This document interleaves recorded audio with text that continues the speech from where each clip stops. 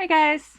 I was just doing a live with my students in our own group, and I wanted to pop in here and give you guys some of the information that I was working through with them because it's really important information for all dog trainers to have, especially if you're feeling kind of stuck with, I don't even know where to start with changing my business. I don't even know where to start with, what do I do? There's all these things that I'm working so much, or I don't have clients, or I need more clients, or I don't have time to put new clients. I don't know where to put them. I don't know what to do. And so whether you are right at the very beginning of your business and you need a bunch of clients, or whether you are, however many years in and you're running yourself ragged and you're booking 6 months out and you're still not making the money that you need and you have no time for yourself, this information is going to be helpful for you. So the most important thing that I want you guys to, or the most important thing that's going to help you is understanding leverage, okay? And understanding that it's not about working harder, right? It's not about trying to find more hours in a day to see more clients to make more money. It's about making sure that the work that you're already doing and the time that you're already putting in is as efficient and effective and making you as much money as possible for that. Okay. It's not about, great, now go and add in another day of work or another, 4 hours every day or another whatever it is. It's about understanding leverage, because when you understand leverage and you understand it's about how do I maximize what I'm doing in this 1 hour, that's where we can create time and money and freedom. So the very first thing, I'm going to talk to you guys about 3 things today. I'm going to talk to you about 3 things that you can do right now that are going to make a change in your business tomorrow, that you can implement tomorrow and that will immediately make a change. The first one is raise your prices, okay? Dog trainers do not charge enough money, and I can pretty much guarantee that you're not charging enough for what you do. Whatever you're charging, up it by 30%, okay? You can up it by more than 30%. My suggestion is, and if you're not in Canada or the US, then you'll have to do your conversion here because I'm not sure what it is or where you're at, but you want to be charging a minimum of $150 an hour. Okay, not a session, because I know then what ends up happening is a session turns into 2 or 3 hours, but you want to be charging a minimum of $150 an hour for what you do. So how close to that are you? Most trainers that I talk to, when they come on board with me, they're at about the $85 an hour mark. And they set their rates by looking around at what other people are charging and setting their rates based on that. And the thing around that is you really need to, that's a whole other conversation that I'll get into another time, but stop allowing other people to dictate how much money you're going to make. Stop letting other trainers dictate your value. Because what we tend to feel is we need to come in on just under our competition. Well, if they charge 80, I'll charge 75, and then I'll get more clients coming to me. And it doesn't work that way. You get a lot of price shoppers, sure. You get a lot of people who are looking for deals and bargains, and those are generally not clients that you really want to be working with anyway. Not that people who have a lower income are not clients you want to work with. That's not what I'm saying. But clients who are actively always looking for what's the cheapest way to do something are not clients that you want to be working with, because there's no value there, right? Because even people who have lower income, for example, will still spend their money where there's value for them. Okay. So you want to look at your pricing.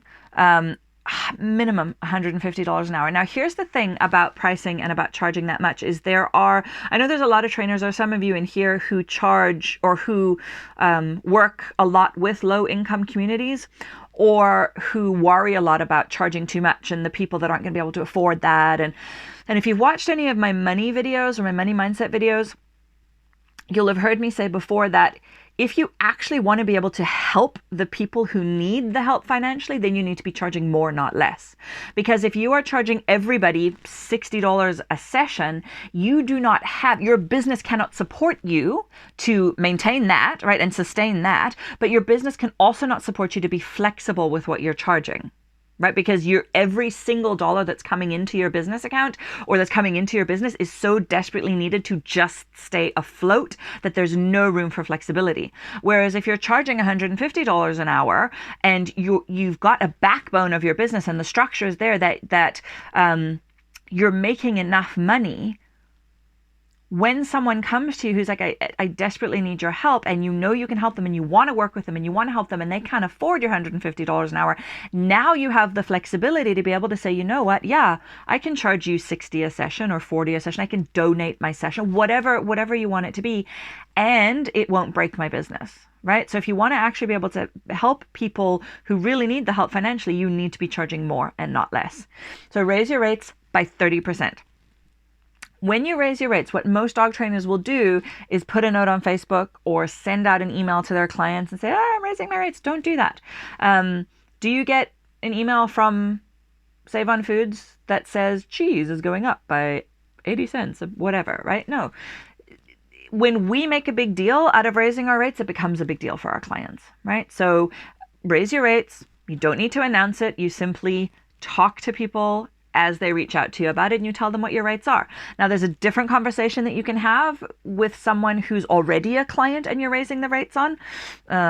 And that verbiage is actually available in your bootcamp syllabus stuff. So in your moving from old to new systems, that is in there for you. So if you haven't watched it, go watch it. If you have watched it, go watch it again if you need a refresher on it.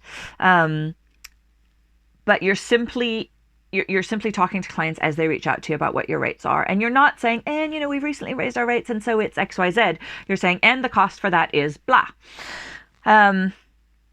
Take your website, take your prices off your website. People cannot understand or know your value if you have your prices all over Facebook and all over your website, because that's attracting, again, the price shoppers are going, well, you charge 100, you charge 80, you charge 65, and they're making a decision based on cost, not on value. And what I want you to do is I want you to look around at some people who are doing way less of a good job than you are as a trainer, and there's lots of them. Some people who are actually doing a lot of damage to dogs and people and who are charging more than you. Okay, I want you to look at that. And that's not as a go and compare yourself to other people, but that's as the only thing that is stopping you from charging the rates that you are worth charging is you. It's not how much information you have. It's not the knowledge you have. It's not your certification. It's not your education. It's you, right? There are people out there with zero knowledge and zero education and zero experience charging more than you are. Think about that. So take your prices off your website. In order to be able to explain to people the value that you can add and how you can help them, you need to have a conversation with them on the phone. And then stop doing one session at a time with people. Okay? One session at a time with people, you're not going to get the results that you want, even for something simple like potty training, because clients need more support than one session. Okay? And the support, a lot of you are probably doing the supporting afterwards anyway via email or phone. So you're simply changing it up to add that support with in-person sessions. Okay. You don't go to the gym once and lift a bunch of weights and then go, look at the results that I got, right? We need, it takes time, and it takes consistency, and it takes showing up and doing it over and over and over and over. And it's the same for our clients. And by doing 3 sessions instead of 1, you are providing better support. You are creating the space for the clients where they're actually able to listen to you. Because when a client is paid for 1 session, you better believe that they are going to be trying to get as much out of that 1 session as they can. And what tends to happen is the client sits there as you're talking and you can see them just thinking ahead to the next question. Before you've even finished answering their question, they're going, okay, yeah, what about this now? Because what they're trying to do is wring out every last drop of that 1 session that they've paid for. And so by having a minimum of, let's say, 3 sessions, that pressure is relieved and clients are actually listening and paying attention more and absorbing and learning. And you can stop hitting them over the head with a dog training encyclopedia in 1 hour and split it into 3 and actually be able to have better learning happen, right? So 1 session, we tend to go, well, it's just potty training. I can do it in 1 and they don't want to pay for 3 but the results are not going to be the same, right? 3 sessions are going to get you better results, better learning for the person, which means better results for the dogs. So stop doing just 1 session at a time. Have a time limit on your 3 sessions or your however many sessions. You don't want to be doing a session once a year with a client just whenever they happen to be able to schedule with you. And you don't want to be doing work 6 months down the road for sessions that you got paid for 6 months ago, right? That is so morale destroying and leads right to burnout. So you don't want to be doing that. So have a time limit on those sessions. So my suggestion, add on 2 weeks. 1 or 2. So for my private training stuff, when I was doing private training stuff still, 3 sessions need to be used within 4 weeks. 5 sessions need to be used within 6 weeks. 8 sessions need to be used within 9 weeks. It helps with accountability. It helps clients get better results. It helps us to not being like, oh shit, that was like a month ago that I worked with them. What did they need? Oh man, I got to go back and not spend all that time refreshing the info because it's fresher in your mind because you've just worked with them last week. So have a reasonable time limit on that so that you're not working 6 months, a year, 2 years later for work that you just got paid for. Okay. So stop selling single sessions. So that around pricing, I mean, there's a lot more to pricing, but just making those changes can make a really big difference in your business immediately. And you can see a difference straight away. Now, with pricing, if you're raising your rates, if you, at the moment, let's say you need to be seeing 5 clients a day, 5 days a week in order to be making the money that you need to make, and you raise your rates, there are going to be some clients who are going to say, no, thank you, I can't afford that. And that's okay, because even if you lose a couple of clients, your rate hike means you're still making the same amount of money working with less clients. Okay. So if you're in the position of you're not making enough money, you don't have enough clients, raise your rates.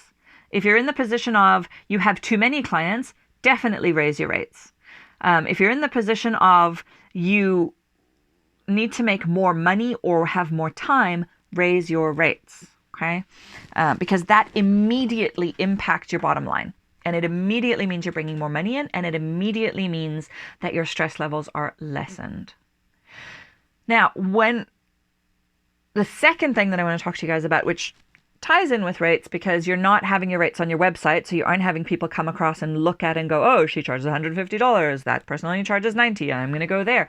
You are actually getting on the phone with your clients. Okay, so when clients reach out to you, when potential clients reach out, when your hot leads are reaching out and saying, I need help, my dog's doing this, my dog's doing that, and they send you an email with that, your response needs to be, cool, I can absolutely help you with that. What's the best number to reach you on? I have some time tomorrow to chat about it. That's your email to your clients. You're not getting into this is what my training looks like, and this is how many sessions, and this is how much it costs, and this is what we could do. You're not getting into that, okay? Because the chances of you hearing back from them are very small. And you may, if that's what you've been doing, then, you've got clients coming in, sure, but you're losing a lot of clients too. You're leaving a lot of potential clients on the table by doing it that way. So the only time we want to really respond to a client with an email, or a potential client with an email, is to set up a time to get on the phone with them, so that we're not doing 10 emails back and forth and not showing them the value that they're going to get from working with us. So you have to get on the phone. And that's terrifying for a lot of dog trainers. That's terrifying for a lot of people. And the only way to make it not terrifying is just to do it. That's it. That is the only way. There is no other way around making it not terrifying. So if you want to have a business that is set up in a way that your income is protected and that you are bringing in the clients that you need to, and you're not working yourself ragged or losing clients or not going, I don't understand what happened. I gave them all the info and then they were gone and I've never heard from them again. You have to get good at being on the phone, because if you have a business that means you provide a service for people, you have a sales business. Because without clients, there is no business. Okay, so that's one of the things that you need to get good at. And it's usually the thing that people avoid the most and don't get good at. And that ends up with not having enough clients, not having enough money, not having enough time. So you need to get on the phone. And the only way that gets any easier is just by doing it. So you have to lean in. When you are on the phone with those clients, finding out the help that they need, stop coaching them. Stop giving them information right over the phone about, oh, well, you could just do this with that and that would fix that, no problem. We feel like we're adding value. We feel like we're saying, look how I can help you. But what we're actually doing is we're giving clients information that they're going to take that much of. They're going to absorb that much of that much, and they're going to implement that much of that much of that much. So they're not going to be getting the results, right? But they're going to feel like, oh, cool, she just told me what to do, so I don't actually need to book a session. All right, cool, let me check my calendar, I'll call you back. Click. I'm not calling her back. I'm going to go and do this thing that she told me to do, and then do it incorrectly, and possibly just not get results, possibly make things a lot worse, almost definitely go, well, that didn't fucking work, and she doesn't know what she's talking about, so I'm going to call another trainer now, okay? So stop trying to add value by telling them what to do on the phone.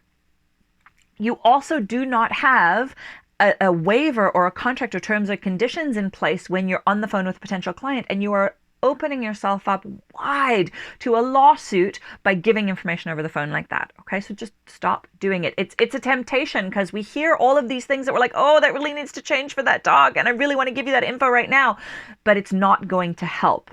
Okay, you're asking questions to get more information. You're guiding them to a process of, here's what it looks like to work with me. You're not fixing their problem with their dog on the phone with them. Okay, as tempting as it is, it's really tempting. It's really hard to be like, nope, that's not what I'm doing. I'm not fixing that problem for them. I'm not telling them what to do right now. Also, if you don't have a connection with that person, yes, they don't trust you yet, you giving them information can quite easily offend them, and then you've lost them as well, and they're not going to listen to anything. They're not going to want to work with you because they're offended. Okay, so you are guiding them through the process of, here's how you become a client of mine, not through the process of, here is how you fix your dog stuff. Okay, that doesn't happen until after they're a client. And the third thing I want to talk to you guys about is that onboarding process of when they come on board. My suggestion is that they have to pay for all of the sessions, because you're not going to be doing one session at a time anymore. They have to pay for all of those sessions up front to book. So they are not paying you session by session. They're not paying you for you to go out and see them. They are paying you for you to put them in your calendar. Okay? If you're not going to require payment up front, then you need to look at taking a deposit. Okay? A non-refundable deposit to protect your time, to protect your income. Okay, if you're just saying, sure, this is what I have available, and you're booking it and you're saying, we'll do payment on the day, or I'll send you an invoice, or whatever it is, you are gambling with that money. Okay, and what we tend to do is we go, great, I've booked that client, and either there's always that stress in the back of our mind of, are they going to cancel, right? Which is financial stress on us all the time. Or we trust that they're going to make that payment and we're relying on that money to come in, and then they don't the day before or the day of. And then we're like, fuck, I'm at $600 because I thought this client was going to be booking this many sessions, right? So taking a non-refundable deposit of at least 20%, my suggestion is higher, 50%. And this goes for whether you do dog walking or boarding or daycare or any of that. You take a deposit for booking. They have to give you money in order to book your service or book in your calendar. Okay. You can, if, depending on the situation and the circumstances, if they need to cancel, you can put that deposit they paid toward future services if you want to work with them as a client, or it can simply just be a non-refundable deposit. And then once that deposit is taken, you send out your terms and conditions and you get them to sign those terms and conditions. You want to make sure that your stuff about money is in your terms and conditions. The deposit is non-refundable, or the amount that you've just paid for your sessions is non-refundable. And you want to make sure you're upfront with that about clients too when you're telling them your process, right? So my process is, you got to pay for the sessions up front. That's non-refundable. We'll book your sessions in. We'll blah, blah, blah. So that they know what they're getting into. We're not trying to trick anyone into anything. We're not saying, sure, we'll do this, blah, blah, blah. And then, haha, sucker, now you don't get your money back. That's not what we're doing, right? We're coming at it from a place of ethics and morals and business. So take that deposit, non-refundable. If you don't have a Stripe account, that is the best way to take deposits or to take payment over the phone. If you're using PayPal or Square, or you have to pay to use a certain part of their service in order to be able to take payments over the phone. But Stripe, you can take payments over the phone just by using their dashboard. So Stripe is the one that I suggest that you use. If you've got other merchant services, like if you've got a terminal there, then you can just do it that way. So take deposits. They have to pay you in order to hold a spot. And here's the thing, people are more likely to show up even when they don't want to, if they've put a deposit down. Because remember, what's going to happen with your clients is they're going to book the session, and then they're going to go in, they're going to get scared, and they're going to worry that they can't do it, and they're going to be scared that, oh, there's too much going on right now, or life's going to happen, something's going to happen, and they're going to go, I can't fucking do this, so I just need to cancel, I need to get my money back, and I need to, right? And we want to be able to help hold them accountable in a kind way that, like, yeah, even if life is happening, that doesn't take away the problems that are going with your dog. And lessening the problems that are going on with your dog are going to lessen the stress that you feel around the rest of your life. So it's actually a really good thing to do this, right? And having them have paid for that means they're going to be more accountable for that. And they're not just going to be like, fuck it, I can cancel, right? If people have put money down, they're way less likely to just be like, fuck it. So take a deposit. All right, guys. So raising your prices, taking deposits. What was the other thing I spoke to you about? I forgot already. Goodness me. Oh, sales. Getting on the phone. Getting good at sales. Get on the phone with your clients, your onboarding process. And making those 3 changes can really make a massive difference to your business immediately. And that's something you can do tomorrow. You can raise your rates tomorrow. You can start getting on the phone tomorrow. And you can start taking deposits tomorrow. And then that has a massive impact on your finances, and also frees up some time for you as well. So you're buying yourself some time as well to slow things down a little bit, so that you can then look at, okay, cool, where do I want to go next? Rather than being in that place of like spinning and I gotta go and I gotta do all this stuff because there's so much to do and I don't even know where to start. So it frees up some brain space because it relieves some of the financial pressure. It frees up some time because you need less clients to be making the same amount of money. And it allows you some breathing room to be making good decisions about what you want to be doing to get you where you want to go.